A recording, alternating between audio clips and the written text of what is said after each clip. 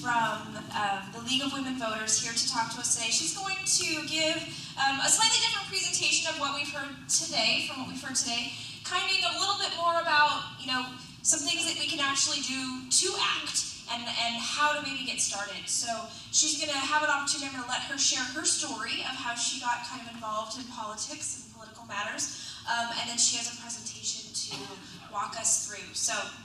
And I might jump up and down and kind of be her Vanna White a little bit to navigate between internet and PowerPoint. So just bear with us. But I'm going to hand it over to Kate. Thank you so much, Ryan. And thank you for all of you for being here. So let me be the third person today to invite you to get involved in political activity. And I think someone told us it takes 3, so it's done. You have no choice now. You need to do that. So speaking of, well, I'm going to tell you a little bit about myself. I am with the League of Women Voters of Washington. My current role is I am the lead citizen lobbyist. That means I don't get paid. Citizen lobbyist for the League on any issue related to elections, campaign finance, government, open government, those kinds of issues. I work with a team that works on a lot of different issues. For 2 years, I was vice president and I led that team. And then I decided I'd like to see my husband a little more often, and he decided that too. And so I'm no longer leading the entire team, but I'm focusing on one issue. My background in politics, I don't know how interesting this is. I got involved in the presidential election when I was a senior in high school, and I kind of need to tell you what year that is, but what the heck. 1972, George McGovern versus Richard Nixon. And one of my very memorable events from that year is I went to a small Catholic high school. I was the only person who was a McGovern supporter. Now, the League, by the way, is not partisan, but I'm talking about my history here, so I can share this with you. And I walked in the day after the election. If you read about it in the history books, some of you might even remember, it was a huge blowout. Nixon won overwhelmingly, every state but one. I thought it was Minnesota. This is Massachusetts, you're right. And I walked into high school the next day. My social studies teacher was also the chair of the Republican Party, and we had debated the campaign every single day that semester. And I walked in, I'm not proud to say this, with my first and very serious hangover. Really worried I was not going to make it through the hour without getting sick, but I've had to be there. Because if I called in sick, it would have just been horrible. And I walked into the classroom, and as I walked in, he was playing Hail to the Chief. The entire class stood up and saluted me. Of course, it was this kind of salute. He wrote on the board, 49 states, blah, blah, blah. I went through the whole Hail to the Chief. And I'm there, and I'm miserable, and I'm sick, and I'm hungover, and I'm depressed, and I'm discouraged. And I remember saying to him, because I had to say something, well, you're right. He won. But I'm going to tell you now, this Watergate thing is not going to go away. And everybody laughed, because everyone thought it was just a desperate ploy, because back then, people did think the Watergate thing was going to go away. It was just a little story back then. So that kind of got me hooked on politics. Fast forward to many years, and I got very involved. One issue that was a great passion for me was gay rights, now LGBTQ rights. And to me, it just made so much sense. I mean, I didn't have a gay brother or sister or anything like that, but it just made so much sense. And I believed in it very strongly, so that was sort of my focus for many, many years. And one of the people I built a relationship from called me one day and said, would you like to be on the board of the League of Women Voters? I said, yes. And she said, are you a member? I said, no. She said, well, you have to join. That's a requirement. So that's how I got involved in the League. And one of my other very early experiences, and we'll talk a little bit more about this later, but when I was in college, I was the lead advocate for the entire student body of the other UW, the University of Wisconsin, not a student system, And I had a friend who worked in, some of you might remember this name, Bill Proxmire. He's a very, very famous senator from Washington. He was in leadership. And when he ran for re-election, he knew he was a shoo-in, and so he said, I'm not going to spend a penny on my re-election campaign. Well, that's not very practical because you have to travel. You have to do a little bit. And so I was called to ask to find someone to drive him, sort of 100 miles from one city to the other. I said, sure, I'll find someone. And I started reaching out to my male people I knew in Young Democrats and in the student body. And they kept calling me and saying, do you have a commitment? And I said, I don't have a commitment, but I know I will find someone. Just write down and take care of. They said, well, no, we need to know who. And I said, okay, worst case, if I can't find anyone, I will do it myself. There was this long pause, and she said, well, no, we'll just take care of it from this end. And I said, I'm sorry, I just said I'd do it myself. And she said, well, you know, the senator isn't really comfortable riding with a woman driver. Things have changed a lot since then. You wouldn't say that. And she said, I'm sure you understand. I said, no, I'm sorry, I don't. And she said, well, you know, if the car broke down, he'd want someone who knew how to fix it. And I said, I guess I know nothing about that because I didn't know, I hope no one's offended by this, we're recording this, I didn't know they even made jacks that required a penis to operate them. She was not happy about that. And then she said, well, you know, he'd feel silly having a girl carry his luggage. I said, okay, that I understand. I feel silly when a girl carries my luggage too. Like, anyway, that got me on national news. Our local paper gave him the Male Chauvinist Pig of the Year award, and it embarrassed my mother horribly. She's like, why did you do that? Why did you say that? Just, you know, she wanted me to stay low under the radar. So I'm here to tell you that as a woman involved in the political world, things have changed a lot. Maybe not as much as a lot of us would have liked, but things have gotten better. So one of the things I really need to do, especially since this is a small group, you do not want to listen to me talk. I mean, I'm happy to talk for an hour, no problem. But I don't think you're going to listen to me, so we're going to have to be a little bit more interactive here. I need to know a little bit about you. One of the questions, I'm not going to ask you to tell me, but if I went around and asked you to tell me off the top of your head 3 things you've learned today, how many of you could do it quickly without a lot of thinking? 3 things you've learned today. Just about all of you. If I went around right now and asked you to tell me 3 things you have decided to do today, how many of you could rattle those off? Oh, good. Good for you. Yeah, almost no one. And I'm hoping that changes soon. So if you're taking notes, I'm going to ask you to make sort of a column or divide your page in, maybe not half, but create a part of your note page and write the dreaded words, to do. It's great to write down what you hear, what inspires you, what you think is really interesting and important. But to a certain extent, if that does not result in action, what have you really done?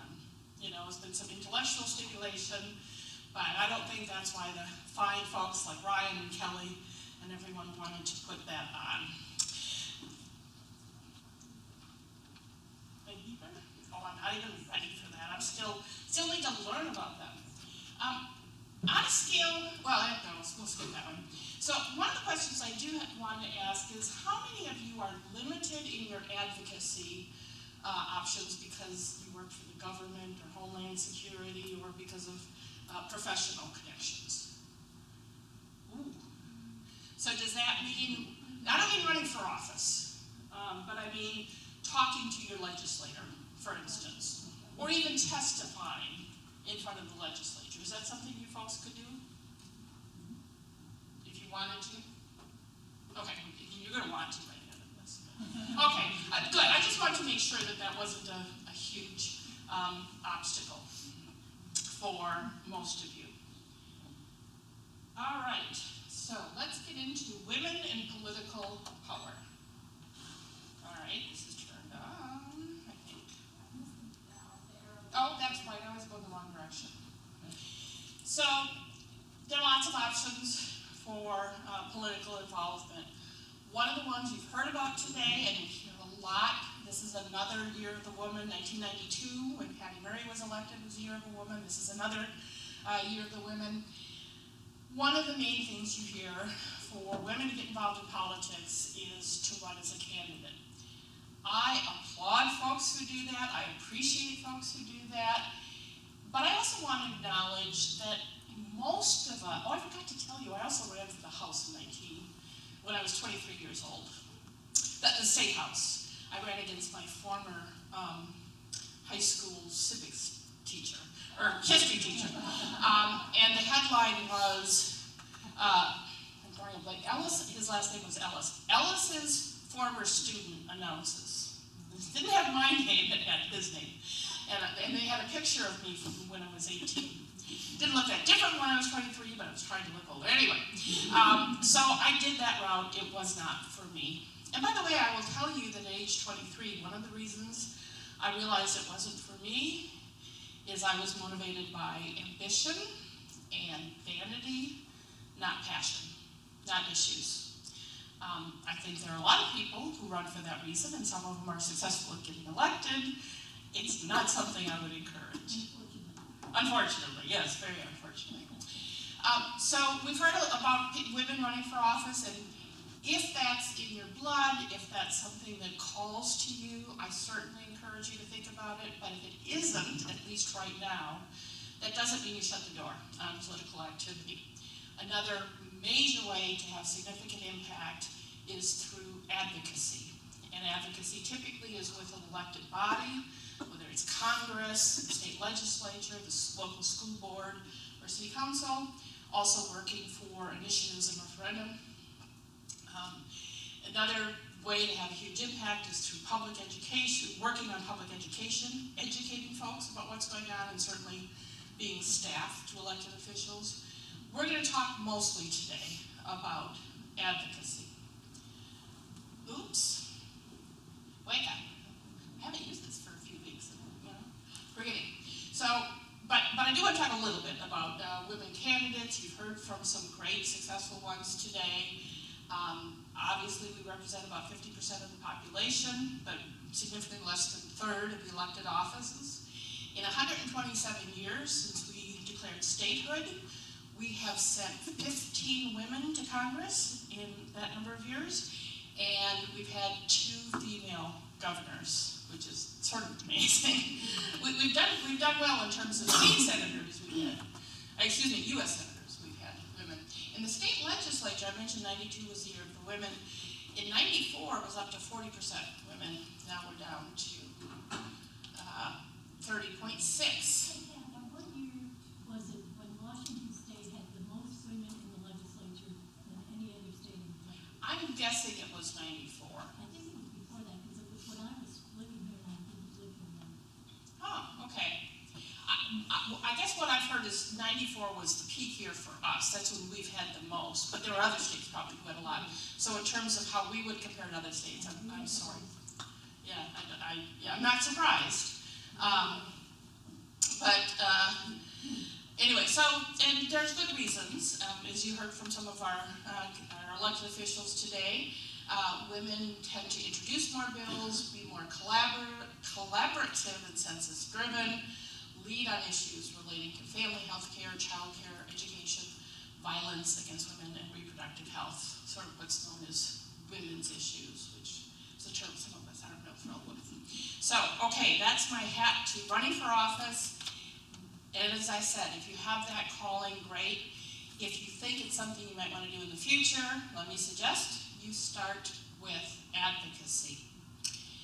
And the first thing I'm going to say in terms of advocacy, and frankly I'm going to share with you, I've talked about this to lots and lots of groups, and the feedback I get most often is on these first 2 points, which is focus on your passion.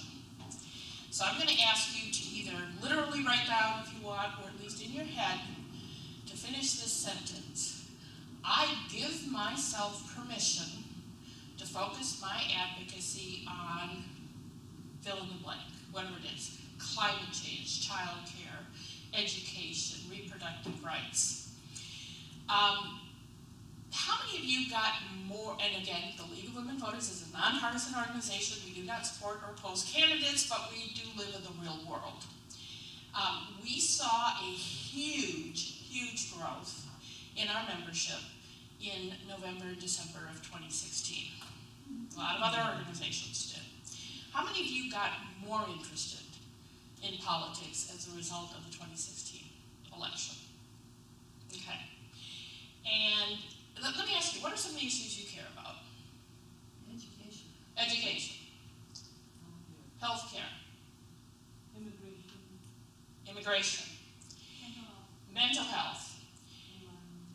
Environment. So there's lots of important issues, and some of the people, I did a workshop shortly after that election. Actually, we did a number of workshops, and we had so many people interested, I had to run the second one that was like 5 times the size of the normal one we do. And I asked people to talk about their priority issues, and most people listed 10. Because people who were surprised by the result of the 2016 election and had concerns about immigration and child care and education and climate and the Supreme Court and reproductive rights, and sort of the list went on. And they came to me after only 2 months saying, I'm already burnt out, I can't keep up. There's so much to work on. It's sort of like the proverbial mosquito in a nudist colony. You just don't know where to start. There's so much to do. So that's why I'm saying, and I suggested to people, give yourself permission to follow your primary passion. And give yourself permission then to say, I personally, I'm really concerned about democracy issues. I'm really concerned about voting rights. And yes, I care about the environment, and yes, I care about immigration, and yes, I care about education. And if someone asks me to send a letter to my congressperson or my legislator, I'll do that. But my focus is going to be here, because I'm going to trust that she's going to focus on education, and she's going to focus on immigration, and she's going to focus on climate change. And when she calls me and says, you need to come to this rally, okay, I'll do that. But I am not going to read every newsletter on climate change. I'm not going to go to every meeting where they talk about immigration or education. And so if you had that feeling of that sort of mosquito in a nudist colony, I really want to encourage you to say, it is okay to let some of those go, trust your friends, and follow your number one passion. We're hopefully not going to spend too much time having to think about that. Hopefully you know what is in your gut of guts, what really resonates with you. When you read the paper, when you hear the news, when you hear politicians speak. And as you think about the work you're going to do, I'm going to give you some suggestions, but the most important is just start acting. As long as you don't do any damage, don't start burning things down or whatever. But kind of avoid what we call analysis paralysis. And I highly recommend that you amplify your voice, amplify your work by working with the group.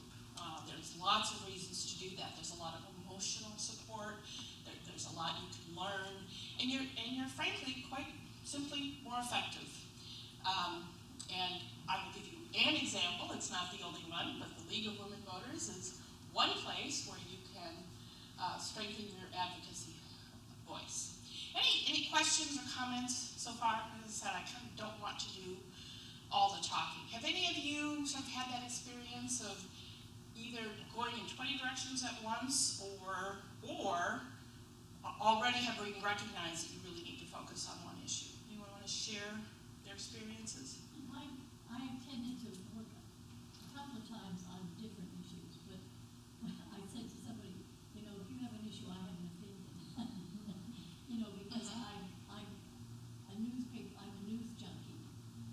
I care about so many different things, but I have focused one on poverty and homelessness, and then also on nuclear issues. So those are two that I've worked at professionally, lobbying. But I still feel so strongly about the other issues that I tend to join into groups that are doing those because I want to amplify. Right. And there's nothing inherently wrong with that. I think My real concern is people who feel like they have to. Who feel, and at one point, when I have people sign up for action workshops, I'd have them like check which issues you care about. And I'd say, please list one or two. And almost everyone checked every single one. And I think I know why. Why would someone do that? Even if I say, check one or two issues that you really care about. Why would someone check every single one? Because they care about it. Because they care about them all. And because it feels like if I don't check that, I'm saying, I don't care about children. I don't care about the environment. And that's not what you're saying. So that's what I'm saying. Give yourself permission to do that. So I'm going to go through very quickly working with the legislature. Don't want to spend a lot of time on that. If at any point you want to discuss one of these concepts or slow down or add your own information. So you probably know sort of basic civics.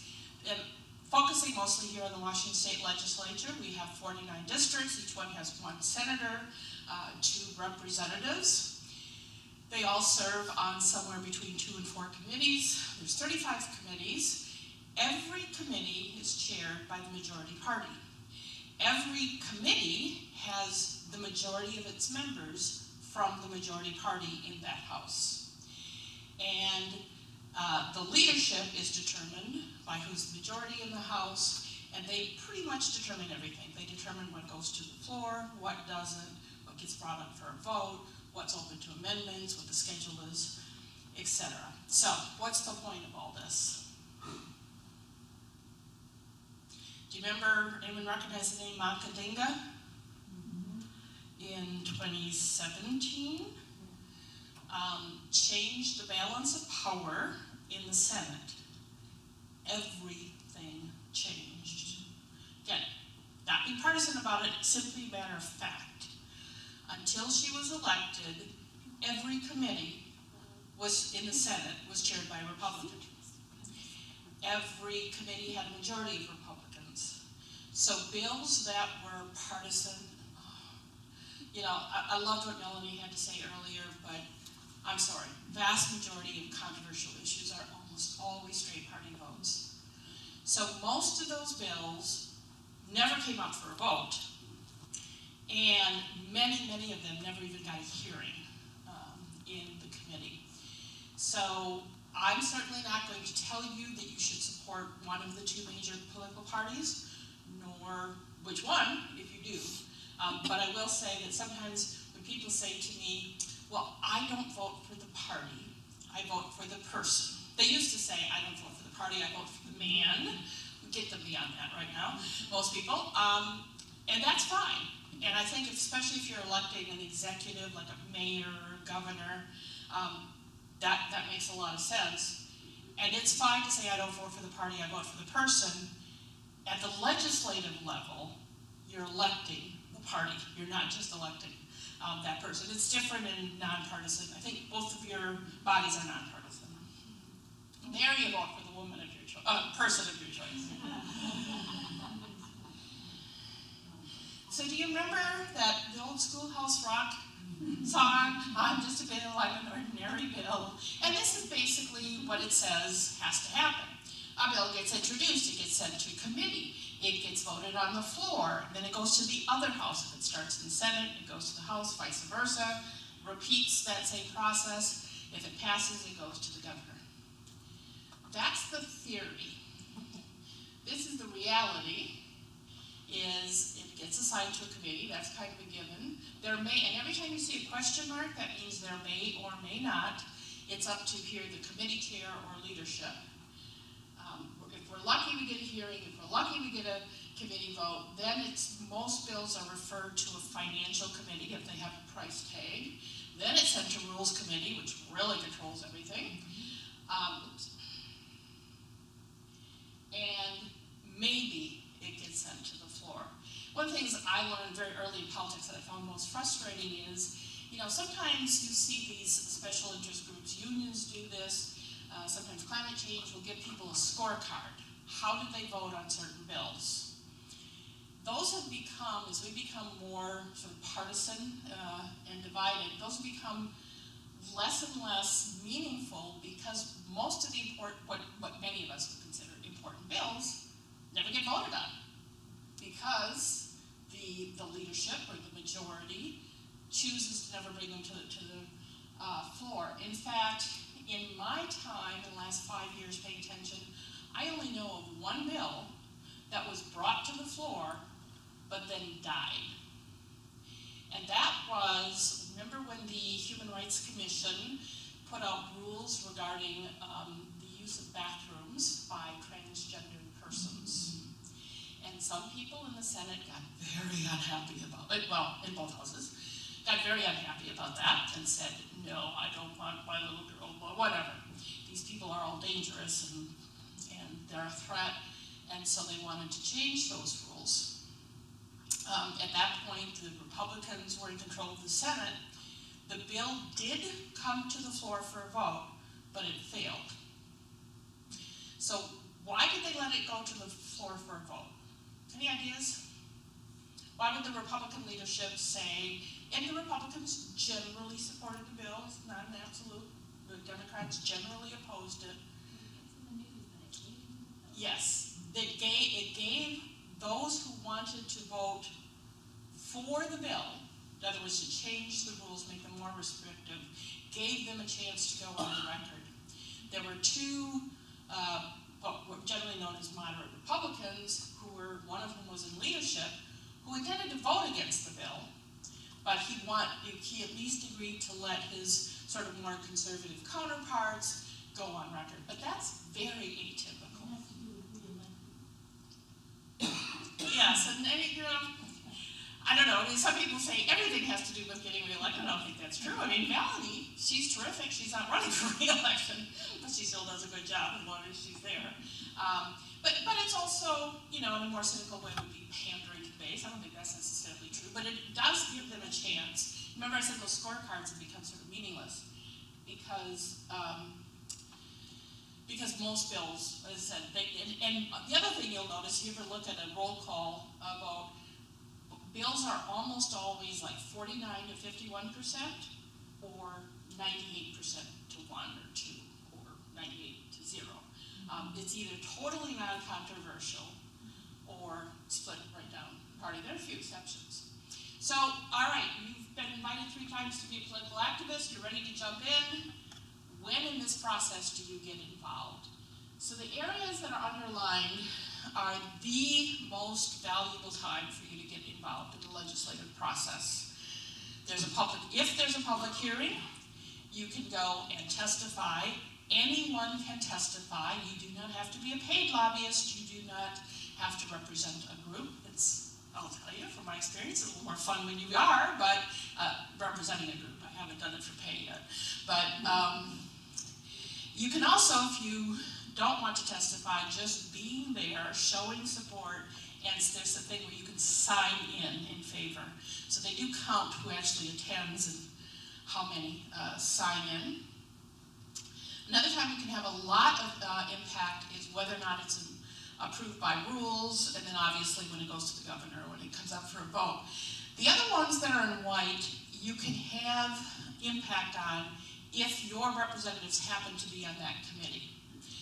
So for instance, in terms of amendments, the committee vote, getting into the financial committee, one thing, and I was a little disappointed to learn this from our contract lobbyists, it doesn't do a lot of good in most cases for an individual citizen to write an email to the chair of the education committee if that person doesn't represent you. Legislators listen to their constituents. They listen a little bit to massive turnout, and they listen to lobbyists. So if you're representing a group, whether it's what you might think of as good guys or bad guys, the big money people or the bleeding hearts, whatever, you can have impact, but generally you focus on your own legislators. Yes.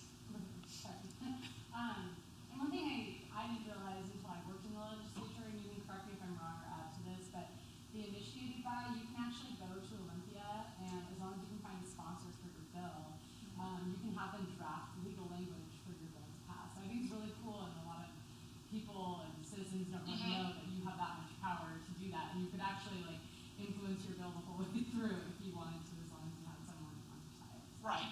And you sometimes hear about bills that will be named after, and I can't think of a name of one right now, but named after a child, like Becca's Law. I don't remember that, yeah. Right, where it's that parent or that mother goes and says, this is what's happened to my child, I don't want it to happen to anymore. And that, so I'm sorry, what is your name? Emily Wicks. And where do you, or did you? School district, but I'm with women's political science too. So. Oh, okay. So, but I mean, did you actually work in the legislature profession? Well, prior to Dee when he was in his first, yeah.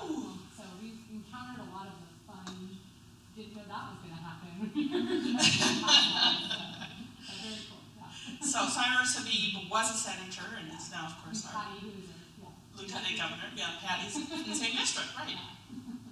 Terrific. Well, you correct me when I'm wrong, and please jump in, jump in. Yes, and I'll tell you some of our success stories from the league, but we've initiated a couple of bills that have passed, and I'm finding sponsors right now for a bill having to do with campaign finance. I guess I won't get into more detail right now, but trying to improve the situation of money in politics. And the other thing is you don't have to be a lawyer. You don't have to write the bill. You write up don't even bother because they're going to rewrite it anyway. You just write up bullet points, and they have staff who will then sort of write it in legalese, and then ultimately there's someone called the code reviser who will literally go through and dot all the I's and cross the T's and look up every other place where another part of the law has to be amended. So you can initiate, you can help recruit co-sponsors. If you're working with someone who's not your representative, you certainly can go to your representative. Or again, even if whether you're representing yourself or another group, you can go meet with those folks. So we talked about rules, and I said in most committees you can't have much impact unless your person is on the committee. Rules is an exception. So rules is a fairly big committee. It tends to be the most powerful because it decides what comes up for a vote and when. And even if your person's not on the rules committee, you have a lot of impact because the real decision is made both by party leadership and by the party caucus. So have any of you ever either been supporting or opposing a bill and thinking, or in Congress, I'd reach out to my legislator, but I already know how they're going to vote. Right? I mean, let's be honest, right? If there's some uber liberal bill and you live in Pramila Jayapal's district, you know how she's going to vote. What's the point?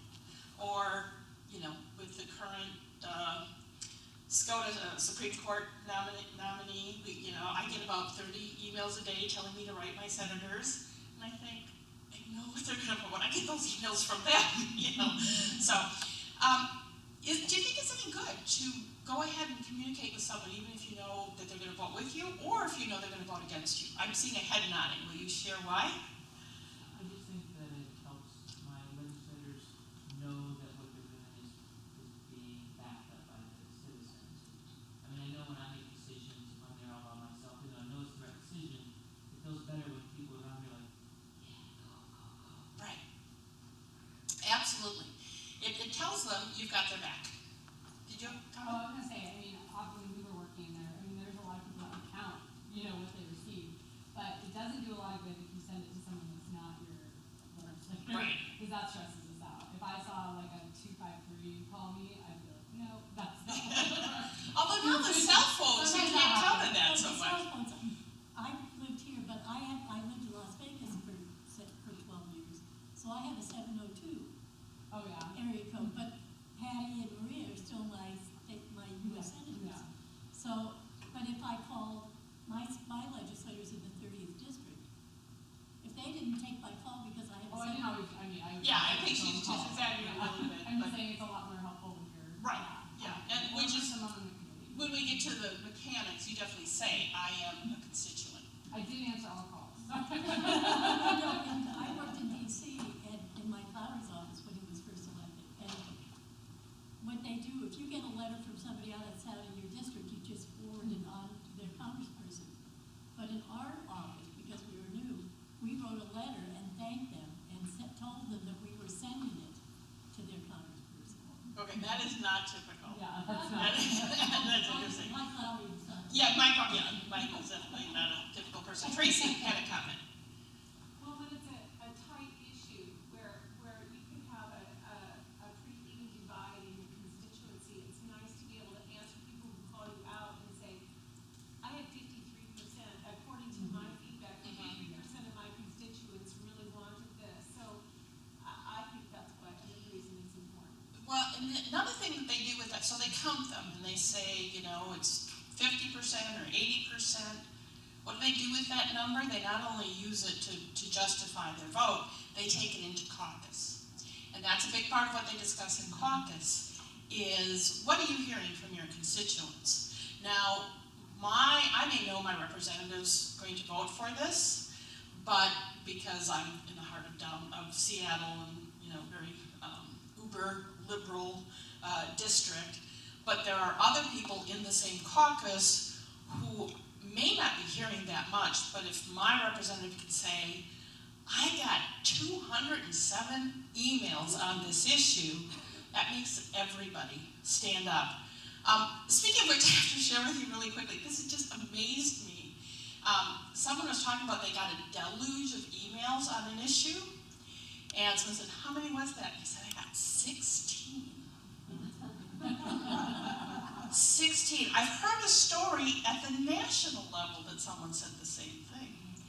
It gets noticed. You do not, especially now if it's a really, really big issue, you know, the Brett Kavanaugh hearings or whatever, 16, you know, they're all getting way more than that. But some of the smaller issues that maybe, that aren't making headlines every day, a small number of contacts can have a huge difference. I would add too that, I mean, being city representatives and city government, when I get anyone who emails me, I bring that to my council meeting. So at your local level of government, that's even more important because I've had actually people persuade me and educate me on an issue that I have misinformation. So please, yes, reach out, especially at a local level, not just at a state or a national. Yeah, absolutely. Thank you. So you can influence that. Remember when I talked about, you know, what are the key points where citizens can have influence? And I showed you, kind of highlighted some of those. What are the key points where a lobbyist can have influence? All of them. And when you hear the word lobbyist, you might think of, you know, some rich guy, that's a stereotype, in a, you know, $2,000 suit, handing out fat checks. And there are some of those, and there are also some people like me who don't give out checks, who don't endorse candidates. I don't have quite that same access, I will admit, but another reason to get involved with the group. Now, I'm going to go through this very quickly. By the way, I chose not to print all this out. I didn't know how many people are going to be here. I'm happy to send you this, or if you give me your email address, whatever, I'm certainly happy to share all of this. But one thing that a lot of people do when they're preparing to talk to their legislator is they start studying the issue inside and out. Because I have to know, they might ask me a question and I don't know the answer to, you know, that what was the year when Washington had more than women? Oh, I have to be able to answer any question. Not true. You need to know what you want to talk about, why you care about it, the basic facts. If you're going to do homework, this is where you do homework. I used to teach, I guess we didn't go through all this. Between my political activity, I had a career teaching corporate executives and scientists how to make presentations. And scientists, you know, love their data. They love talking about their data and their information, and it's also exciting. And I told them, don't spend a lot of time thinking about your data. Think about your audience. You already know your data inside and out. If you're going to do homework, think about your audience. I think it was Melanie today that talked about that she was able to work with someone because she knew about his passion. She listened to what he had talked about. I think it was a criminal justice issue. So all of this is available on the website, which we're going to look at just very briefly. But get to know your own elected officials in particular, what committees they're on, what bills have they introduced, what are they proud of, look at their homepage that has a little bit of a bio. Get other information from insiders. What do you know about this person? For instance, one of my favorite examples is I had our lobbyist advise us that when I went to talk to a particular person who had a very strong, no longer elected at the state level, had a very strong personality, very intimidating to most folks, volatile, always bring food, because it turns out she had a blood sugar issue. And if you gave her some cheese and crackers before, it was a much calmer conversation. Interesting, okay. When to talk to them, bottom line, anytime, but one of the best times is during a campaign. Depending on their level. If someone's running for U.S. Senate, it's kind of hard to get a hold of her right now. She's also kind of busy in her day job, but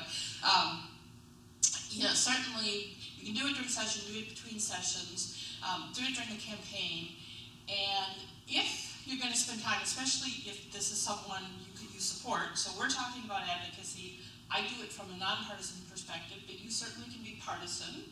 If you support your legislator who's running for re-election, the best, absolute little inside tip, the best volunteer job in a campaign, if you can possibly get it, is that one that was denied to me way back in the 70s, and that is driving the candidate. You get one-on-one. When Gary Locke ran for governor, by then, he wasn't afraid of being seen with a woman.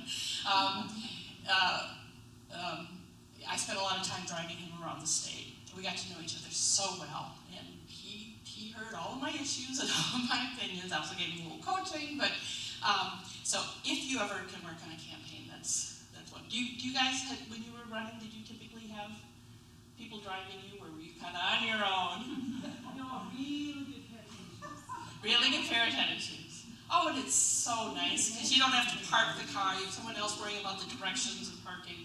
So recruit someone for that. Maybe one of these folks.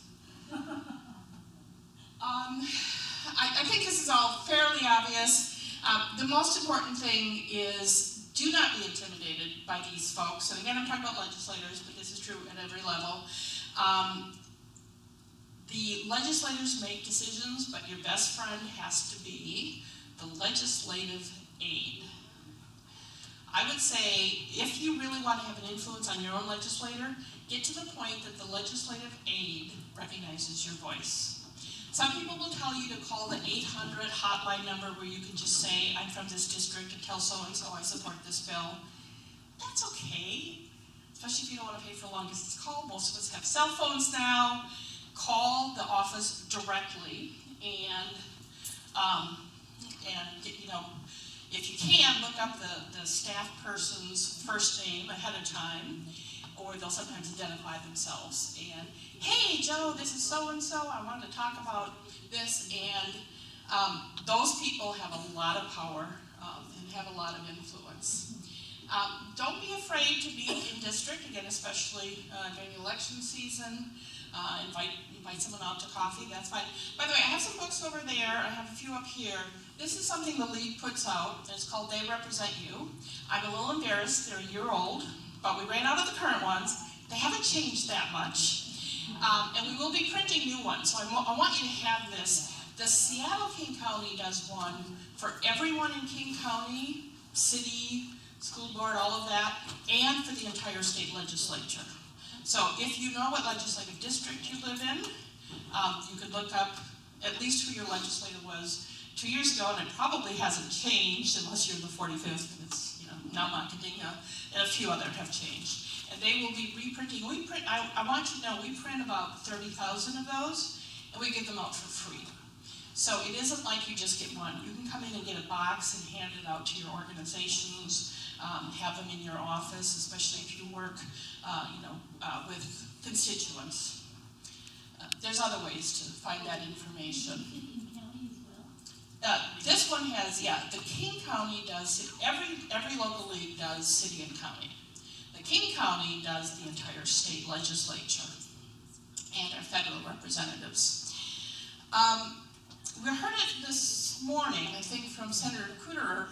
So when you're talking to them, as I said, you don't need lots of facts and statistics. Values over policy, and a story over data. If I talk to my legislator and I say, do you know that 6% of people use up, under the current insurance laws, use up their lifetime insurance within the first 8 months of their life? That's dry data. My daughter, Senator Cooter told you about her daughter and the struggles she felt and how scary it was, all that they went through, in addition to all those financial issues under the old insurance laws. Those people will not remember statistics, they will remember stories. I told you, I worked a lot on marriage equality, other gay rights issues, but marriage equality in particular, and the final deciding vote in favor of that issue was Mary Margaret Hagan, who was a senator, and I asked her what sort of changed her mind, because she was a very conservative Catholic and she really struggled with the issue, and she said it was the stories. It's the stories that people told me about their partners and their children and what not being able to get married meant to their family. Big thing, don't be intimidated. And some people are kind of surprised by the second one, do some homework, not a lot. What I really mean by that is don't feel like you have to be an expert on the issue. Believe me, you will talk to these folks, and in some cases you will be amazed at how little they know about some of these issues. And if you don't know the answer, that's okay too. You don't have to, and typically they're not going to grill you. If you're going to do homework, as I said, do it on your listener, not necessarily on the data. So, this is going to be a little hard to see. So, just one really specific thing. You know, we talk about, well, I know how my person's going to vote. They disagree with me. They have a very different worldview, ideology than me. How do I get them from no to yes? I have an answer for you. You probably won't. But what you might get them is to move from heck no over my dead body to, yeah, I don't really think so. I'm not going to vote for it, but I'm not going to make it my life's mission to defeat it. Or, I thought I was against it, but now I'm confused. I have to think about it some more. Or you might get them to say, yeah, I can see supporting that. Or, you're right, now I'm going to champion. That is, people don't move the whole spectrum. That's not your job. Your job is to move them steps. They're way against you, get them a little bit less against you. They're in favor of you, get them even more in favor of you. Would you go click the link? Let's see, how are we doing it? 20 minutes. Again, while she's doing this, any questions, comments? Is this stuff helpful? Is this applicable, you find it?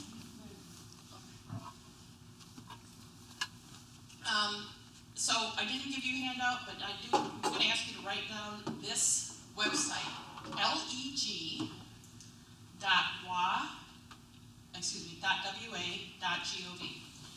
So we call it ledge.wa.gov. I have learned you can tell someone who's a real political insider if they see the word L-E-G and they pronounce it ledge. Most of you would pronounce it leg, but it's short for legislature. So the legislature.wa.gov, and you can find anything here. Go poke around. If you don't know what district you're in, you can go over to the left where it says find my district. You can find that. You can find your legislators. You can find their bios. You can find all the bills. It's kind of boring right now because we're not in session. By the way, we will start up in session again in January. You can find the status of every bill. You can find the committee hearings for the next couple of weeks. Anything you want, find on this. And we're not going to go through all the details, but just poke around. It's fascinating. Way over here, there's Legislative Information Center. It has some children-friendly stuff, like for students, but it also has, the history of the legislature and access to lots and lots of information. So if you remember, I'm going to ask you to remember 2 websites. This is one of them. Okay, you can go back to our other ones here. So the other thing you can do with that site is you can sign up for alerts. You can sign up, I want to know every time something gets added to the Education Committee agenda. I want to know every time there's movement on this particular civics education bill I'm following. So visit that site as well, and you can get, because we all need more emails, right? All right, now I get to talk a little bit about the league. I'm going to ask, this is going to be a little bit more interactive. So I'm going to ask you, tell me, I want you to be brutally honest. What is your impression of the League of Women Voters? How many of you have heard of the League of Women Voters? Okay, what is your impression? Just shout out some descriptions, adjectives, good or bad. Credible. Empowering women, what was the other one? Credible. Credible. Others? We make booklets. We make booklets. So yes, we do. We do all sorts of cool stuff. So this is one, again, the Seattle League puts it out, and they'll have new ones in January. We provide lots of information. Endorse candidates. We don't endorse candidates, actually. We are militantly nonpartisan. We're so nonpartisan, sometimes it's painful. But we are very, very nonpartisan. Not very diverse. Thank you. Not very diverse. What's a typical league member look like? Like you and me. Yep. However, the good news is that's changing. It changed a lot in 2016. I don't think anyone's done a study, but I will tell you, I think our average age probably dropped by about 20 years because we had thousands and thousands of young people join. And before then, a young person would come to a meeting and they'd see a bunch of people who look like me, and then, wow, what do I want to do to hang out with these old ladies? That started to change because we are very fast entree into the political process, into political engagement in particular. It's also very white. It's very privileged. It's very middle class or above. We don't have a lot of people working minimum wage in our membership. And I will tell you, very seriously, we've talked about it for a long time, but we're finally making it a huge priority, both the national, state, and local level, to change that problem with diversity. And when I give workshops, especially the one I gave shortly after the 2016 election, there are a lot of young people there, and some of us called us out. How come you're all white? We're not really sure. We know that sometimes people come and they don't see what it looks like them, so they leave. And then the next time someone comes, they don't see what it looks like them. So what I said to them is, take us over. And a lot of them have taken me up on it. Some of the young people who got involved only in 2016 are ones on the national board. A number of them are on the state, and lots of them are on local boards. So one impression, I think people see the leadership and they see us as old, and they think, well, we've all been in the league forever. That's not necessarily true, and you do not need to be in the league for a long time to take on a leadership role. We have basically two functions. One is voter services. If you're familiar with a 501c3 versus a C4, this is kind of C3 activity. It has nothing to do with advocacy. It's just providing very objective, I think someone said credible, information. For a voter, that we have something called vote411.org. You may want to make a note of that, and it's got candidate questionnaires on it. We don't rank candidates. We don't say these are right or wrong answers. We don't endorse, but we ask candidates questions, and it's posted up there. We put on forums. Probably not too many of you are old enough to remember that we used to always do the presidential debates. The presidential debates on TV were done by the League of Women Voters until the two parties got together and told us what the rules were going to be. And with great, great consternation, we said, no, we will tell you what the rules are, or we're going home. And we went home. It was a really hard decision in the 90s, but the reputation and the name is so important.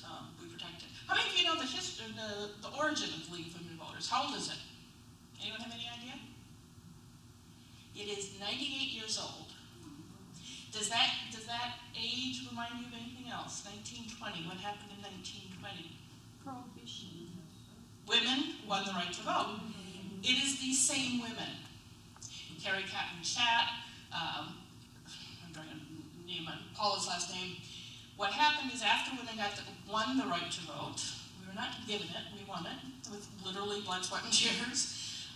The group then moved over to educating these new women voters, which is why it's called the League of Women Voters. We are no longer just women, by the way, but we have this great brand that we don't want to give up. We're also, I'm proud to say, no longer just voters. Someone does not have to be a citizen to be a member, which is something I had supported for a long time. So we are a legacy organization. We have this reputation, and we protect it very, very jealously. So that's voter services. On the advocacy side, we do advocacy at all levels, local, state, and national. It always starts with a study of issues. I don't get to go to the legislature and say, I think you should vote for this bill, unless we have done a study around the issue, which takes 2 years. Every member is invited to discuss it, debate it, and ultimately vote on some consensus questions, and that's what I use in order to go to the legislature.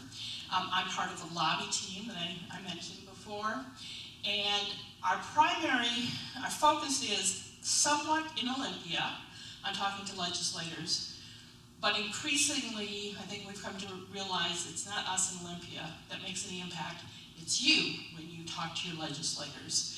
So we encourage people to write to their legislators, communicate with them, and we provide training to that end.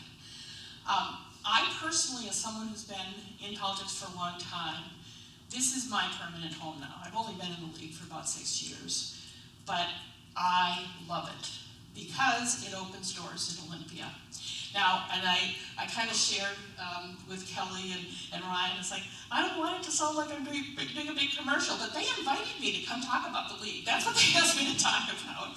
And what I'm saying is, this is an example of a group that can amplify your voice and give you more power. By the way, you do not have to be a member. You do not have to write out a check in order to be involved in these activities, with the exception of speaking for the league or being on the board. So I'm not here to collect money from anyone, but I hope you will get involved on the advocacy side and the issues that you care about. I had a legislator tell me a few years ago that he didn't think his particular caucus, I won't mention which one, would ever support a bill that we opposed. That blew me away. And this year we had a chance to test that, and at least in that case, it seemed true. I'm sorry, what? He was right. He was right. So we have a lot of information on the web. We send out an email. We are citizen lobbyists, but we work with professional contract lobbyists who sort of keep us from doing anything stupid, hopefully. Could you go hit those very quickly? So another web address I'm going to ask you to remember is lwvwa.org. So League of Women Voters of Washington, lwvwa.org. And I think the first one, did the link not work? Nope. Okay, so there's a little ad for 411. Oh, scroll down, you'll see a beautiful picture at the bottom. That was me going to testify to the Public Disclosure Commission last week. Okay, so go up to the top, and would you just click on advocacy and our issues, and go ahead and go to democracy. Oh, yeah. So we send out a newsletter during the legislative session every week, and it links to a page, and I share this because I've been told no one else does this in a nonpartisan way. All of the different issues we work on, we update a page every single week. Here are the bills, here are their status, here's what you need to do. And you might know that this year, this session was a really big year for voting rights.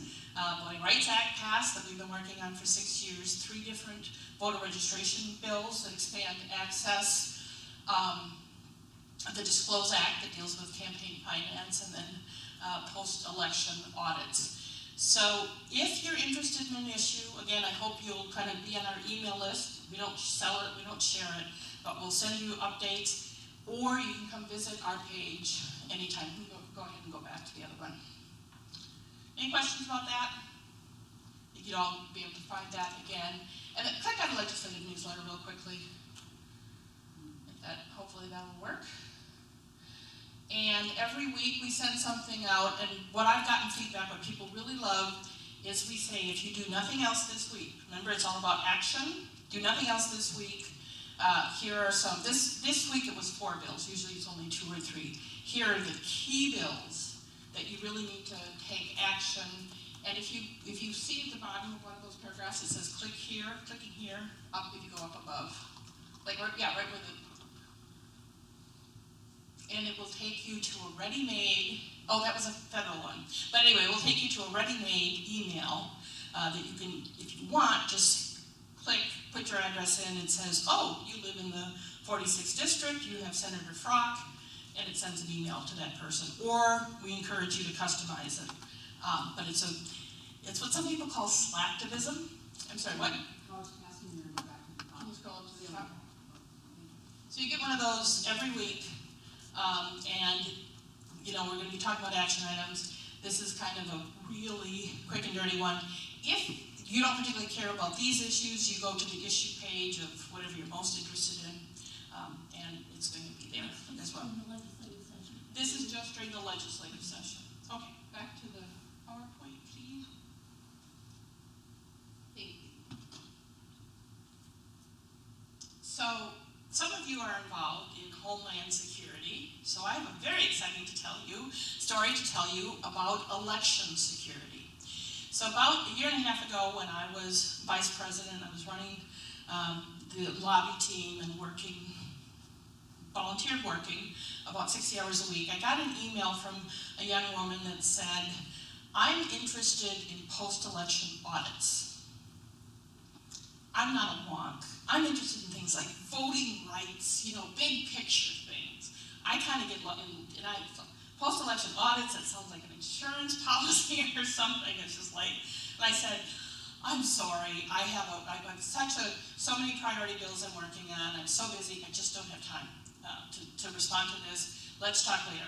But after the legislative session, I followed up with her. So she was one of these folks that first got involved in politics, totally not involved in politics until the 2016 election. So it's like 22 months ago. And she started reading up on it, and she found that the National League had done a study on post-election audits. So since that time, she has become, again, she just started less than 2 years ago, a nationally recognized expert on election security, voting security, specifically involving things like hacking. Do any of you work in that area, in your homeland security work, or deal with elections? In fact, I tried to get her to come today, but in addition to doing this, by the way, she runs a software company, has a job, and is a mom. So she's a little bit busy. So I started getting to know her, she started studying. She has had more impact on public policy than I would have thought possible in that little amount of time. She started out with post-election audits, which I didn't think was a little boring, but she did get a bill passed on that. She also then started paying attention to voting by email. Some of you involved in security issues, I don't know if you know that right now, but up until about a month ago, anyone in this state could vote by taking a picture. You didn't have to be overseas, you didn't have to be military. You could fill out your ballot, take a picture of it, and email it to the county auditor. How many of you knew that? No. Very well kept secret, but it was true. And lots of people did it. In King County, they kind of advertised it. They put it, all right. So anyway, so I said that was true up until a month ago. She started studying this issue. She and I organized a meeting for the Secretary of State, the Governor's Office, key legislators. She demonstrated how easy it would be for someone to hack an email, right? I mean, you guys are going, why are we doing this? Yeah, I knew nothing about that. Sends emails. Right. Some of you may have a policy that you don't click on an attachment, right? If you're in a really critical system, you don't click on attachments because they can have malware. But our election officials are supposed to click on all those attachments to open those emails. So she did a demonstration of how easy it was to hack. And as of about 3 weeks ago, the Secretary of State has issued an emergency rule that says for this election, from now on, If you're not, what's called UACAVA, which is Uniform Overseas Voter Absentee Ballot Person, that's written into law, so the Secretary of State can't change that. But she could change the fact that people, the rest of us, could vote by email. There was a bill this year that would have written it into law that anyone could vote that way, and Kirsten single-handedly defeated that bill. All right, I'll admit, I was on the phone calling legislators while they were in caucus, and this is where I called on my legislator where I said, remember what you said? You guys wouldn't pass something? We don't like this bill. It's dangerous. It looks good, but it's a lot more dangerous. Never got out for a vote. I've got one legislator who sponsored it who really doesn't like us. So the Secretary of State put out this emergency whack and then went to talk to the governor. And some of you may know, hopefully, that for this election, we don't have to pay postage on our ballots. The state is paying for it. That's just this election. We are going to be encouraging them to take that forward. I've learned just recently, the last couple of days, that one of the reasons the Secretary of State and the governor decided that they had to pay for ballots is because the Secretary of State was taking away this option because of Kirsten's work. The moral of this story is you don't have to be in politics forever.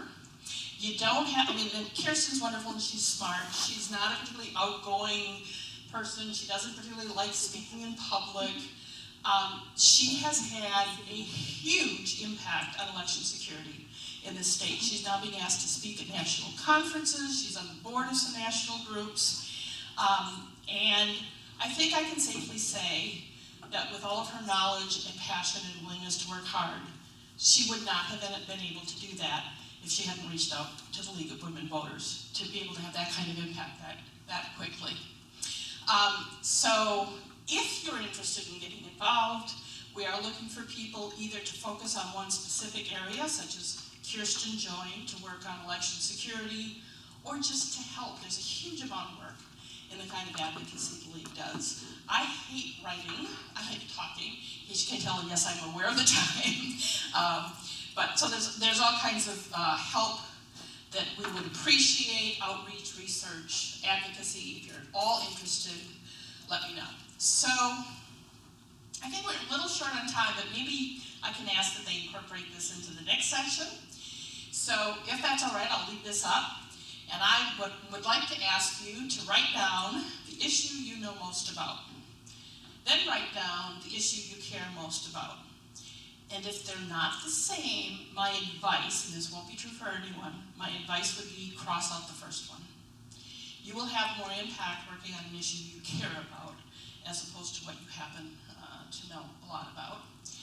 And then make a list of what are some things you could do. And when I say things, I mean actions. I mean like a to-do list where you can cross them off. So it's not learn more about climate change. You can never cross that off your list.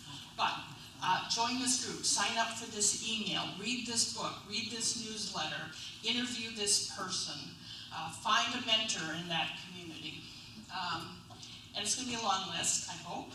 And then finally, as you're working on next steps and your plan, what will you do? I want to congratulate you for being here. I hope you will walk away with a to-do list that has a commitment and a deadline. I mean, most of us are professionals. We know if you don't give yourself a deadline, it's not going to happen. And as you get involved in political activity, take care of yourself. Seek out mentors, seek out other people that you can work with. Recognize your own power. For most of us, it's far greater than we ever thought. Certainly for Kirsten, it's been much greater than she ever would have expected. And one of my favorite techniques is laughtivism. We're all into activism. We need to laughtivism. Make yourself laugh, make each other laugh with each other. Sometimes you'll cry with each other. You don't need to know everything, just act. And I found this shortly after the election. You might wonder if it's worth it. Look around to your friends and families in our communities. Yes. So much yes. Thank you for your time. I hope this has been helpful. I'm going to stick around. I have business cards. What I'd like to do, unless there's an objection, since you were kind enough to share with me the registration list, I'm going to send you all and email. You can unsubscribe if you want. No one else will ever see your email address if you're on that list. If you don't want to do that, just find me afterwards and cross your name off the list. I don't want to pester anyone. And I would promise you don't say send anything that's government or EDU. Oh, good point. If you thank you. If you signed up with that kind of email address, that would be inappropriate. If you want to give me a different one, that would be terrific. If not, I won't send to those addresses.